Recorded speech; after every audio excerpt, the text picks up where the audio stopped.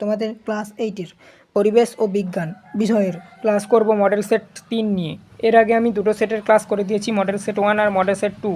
না দেখে থাকলে অবশ্যই দেখে নেবে। দ্বিতীয় পর্যায়ক্রমিক মূল্যায়নের আমাদের ক্লাস আরম্ভ হয়ে গেছে। তো দেখো এখানে মডেল সেট 3-এ প্রথমেই তোমাদের স্কুলের নামটা বলে দিই, তোমরা তোমাদের বইটি দেখো, পরিবেশ ও বিজ্ঞান অষ্টম শ্রেণীর, ঠিক আছে। তো দেখো এখানে বলা রয়েছে বিধাননগর গভর্নমেন্ট হাই স্কুল, ঠিক আছে, পেজ নাম্বার 213।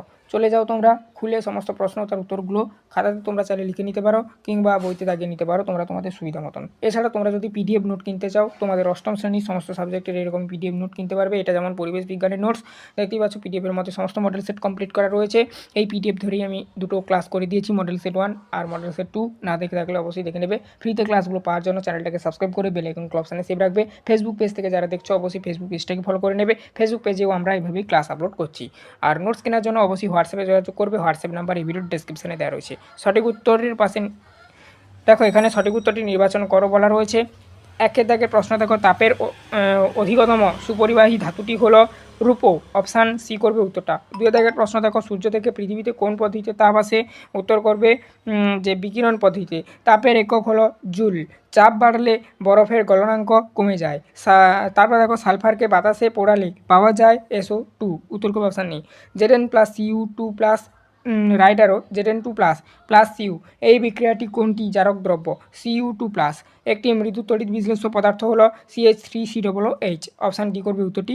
সাথে দাগের অ্যাসিটিক অ্যাসিড যার বাংলা নাম, আর সংকেতটা CH3COOH। তড়িৎ বিশ্লেষ্য পদার্থে তড়িৎ পরিবহন করে কিসের সাহায্যে, আয়নের সাহায্যে, উত্তর করবে অপশান সি।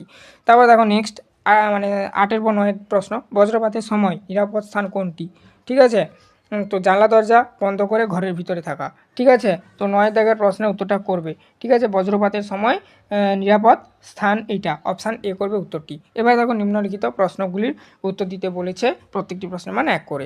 1 ক্যালোরি সংজ্ঞা দাও। 1 গ্রাম বিশুদ্ধ জলের উষ্ণতা 1 ডিগ্রি সেলসিয়াস বৃদ্ধি করতে যে পরিমাণ তাপের প্রয়োজন হয় তাকে 1 ক্যালোরি বলা হয়। বরফ গলনের লিঙ্কতাপ কত, বরফ গলনের লিঙ্কতাপ হলো 80 ক্যালোরি গ্রাম, অর্থাৎ CGS পদ্ধতি অনুযায়ী। তারপর দেখো নেক্সট 3 দাগের প্রশ্ন, জলের সঙ্গে ক্যালসিয়ামের বিক্রিয়াটি লেখো। ক্যালসিয়াম জলের সঙ্গে বিক্রিয়া করে ক্যালসিয়াম হাইড্রোক্সাইড এবং হাইড্রোজেন গ্যাস উৎপন্ন করে। তাহলে বিক্রিয়াটা কি হবে, এখানে দেখো বিক্রিয়া বলে লিখে দিয়েছি। দেখো Ca plus 2H2O, right arrow CaOH এর whole 2 plus H2 up arrow. তারপর দেখো ইলেকট্রন কণার চার্জ কী প্রকারের হয়, ইলেকট্রন কণার চার্জ ঋণাত্মক বা নেগেটিভ হয়। তারপর দেখো অ্যানোড কী প্রকারের বিক্রিয়া ঘটে, অ্যানোডে জারণ বিক্রিয়া ঘটে। বিশুদ্ধ জল তড়িতে সুপরিবাহী না কুপরিবাহী, বিশুদ্ধ জল তড়িতে কুপরিবাহী। এলইডি এর পুরো নাম কি, এলইডি এর পুরো নাম হলো লাইট এমিটিং ডায়োড, বাংলাতে আবার লিখে দিয়েছি, ইংলিশটা তোমরা দেখতে পাচ্ছ। তারপর দেখো নেক্সট 3 দাগে নিম্নলিখিত প্রশ্নগুলির উত্তর দাও। বাষ্পায়ন ও স্ফুটনের মধ্যে পার্থক্য লেখো। আচ্ছা, পার্থক্যটা তোমরা ছক আকারে লিখতে পারো বিষয় করে, এছাড়া তোমরা এভাবেও পার্থক্যটা লিখতে পারো। বাষ্পায়ন লিখবে যে কোনো উষ্ণতায় তরলের কেবলমাত্র উপরিপৃষ্ঠ থেকে ধীরে ধীরে বাষ্পে পরিণত হওয়ার পদ্ধতিকে বাষ্পায়ন বলে, এটি শান্তভাবে ঘটে। এখানে কিন্তু দুটো পয়েন্ট দেওয়া রয়েছে, ঠিক আছে। প্রথমে সংজ্ঞাটা, তারপরে এটি শান্তভাবে ঘটে, এটা আরেকটা পয়েন্ট। স্ফুটনটার ক্ষেত্রে লিখবে সংজ্ঞা, তারপরে আরেকটা পয়েন্ট দেখবে। দেখো এখানে বলা রয়েছে, প্রথমে সংজ্ঞাটা দেখে নাও। একটি নির্দিষ্ট উষ্ণতায় তরলের সমস্ত অংশ থেকে দ্রুত বাষ্পে পরিণত হওয়ার পদ্ধতিকে স্ফুটন বলে, এটি খুব দ্রুত ও সশব্দে ঘটে। যেমন এখানে পরবর্তী পয়েন্টটা যেটা দেখেছিলে যে এটি শান্তভাবে ঘটে, তার পরিপ্রেক্ষিতে এটার পার্থক্য অনুযায়ী পরবর্তী পয়েন্ট দেওয়া রয়েছে, এটি খুব দ্রুত ও শব্দ মানে সশব্দে ঘটে আর কি। এইভাবে পার্থক্যটা তোমরা লিখবে, নাম্বার পাবে। 2 থেকে প্রশ্ন দেখো, 100 ক্যালোরি তাপ যোগ করলে 5 গ্রাম জলের উষ্ণতা কত ডিগ্রি সেলসিয়াস বাড়ানো যাবে। এই প্রশ্নটার উত্তরটা দেখব।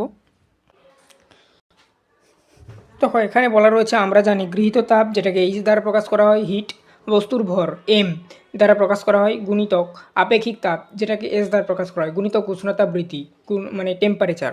এখানে H সমান 100 ক্যালোরি, M সমান 5 গ্রাম বা 5 গ্রাম, এবং জলের আপেক্ষিক তাপ S সমান 1 ক্যালোরি পার গ্রাম ডিগ্রি সেলসিয়াস।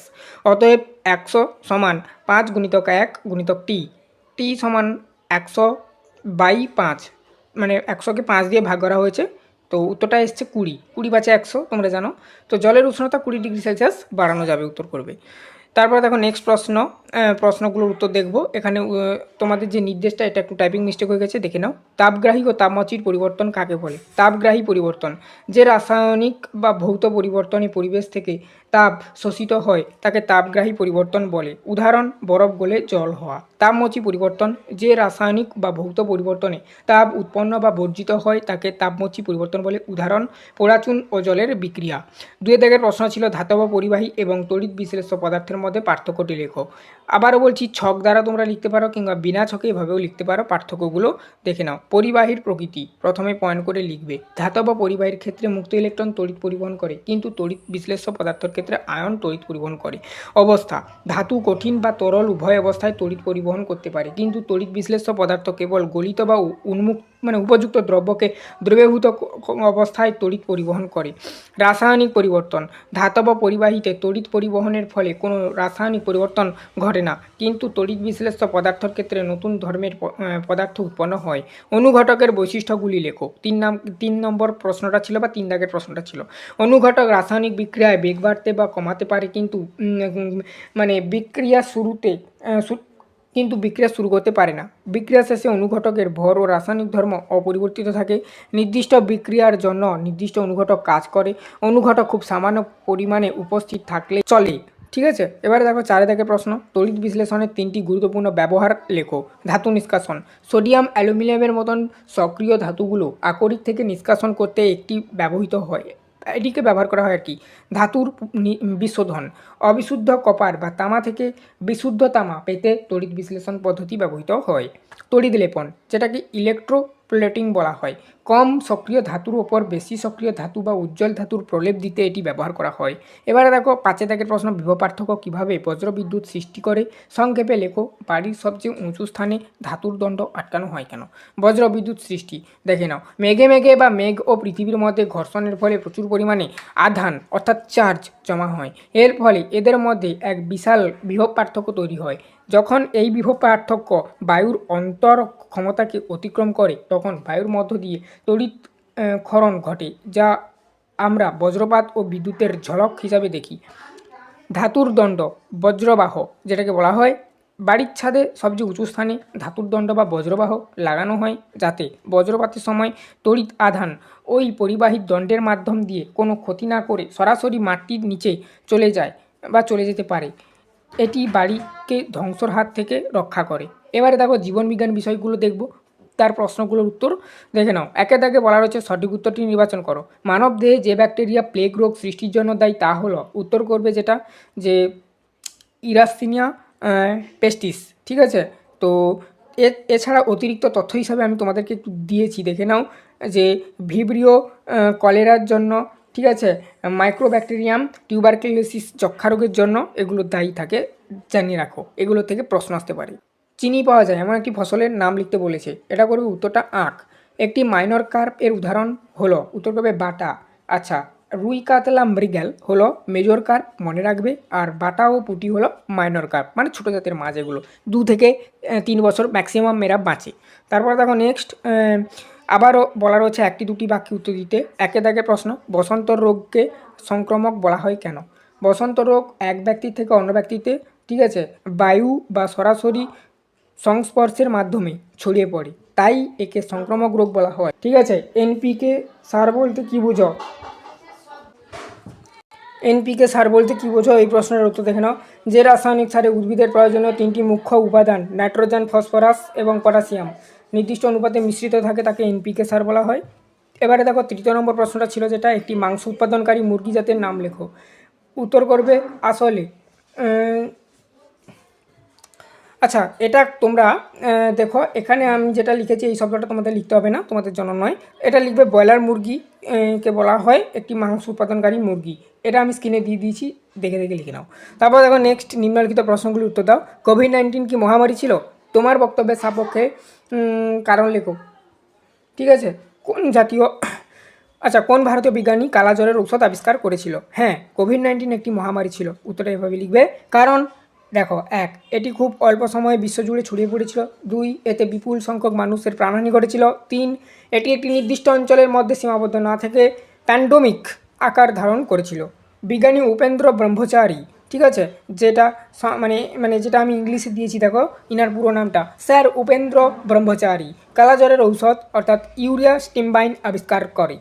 একটি উদাহরণের সাহায্যে কিভাবে শস্য আবর্তন করা হয় তা সংক্ষেপে লেখো। শস্য আবর্তনের গুরুত্ব কী দেখে নাও। শস্য আবর্তন অর্থাৎ ক্রপ রোটেশন, যেটাকে ইংরাজিতে বলা হয় একই জমিতে বারবার একই চাষ না করে পর্যায়ক্রমে বিভিন্ন শস্যের চাষ করাকে শস্য আবর্তন বলে। উদাহরণ, কোনো জমিতে প্রথমে ধান বা গম চাষ করার পর সেখানে ডাল জাতীয় শস্য যেমন মটর বা মুগ চাষ করা হয়। গুরুত্ব: 1. মাটির উর্বরতা বজায় থাকে।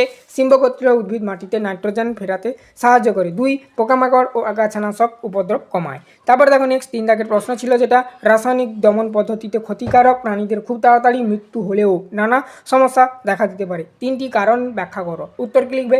রাসায়নিক দমন পদ্ধতি সমস্যাগুলো হলো: 1. পরিবেশ দূষণ, এই বিষাক্ত রাসায়নিক মাটি ও জলের সাথে মিশে পরিবেশের ক্ষতি করে। 2. বন্ধু পোকাদের মৃত্যু, ক্ষতিকারক পোকার সাথে সাথে অনেক উপকারী পতঙ্গ যেমন মৌমাছি মারা যায়। 3.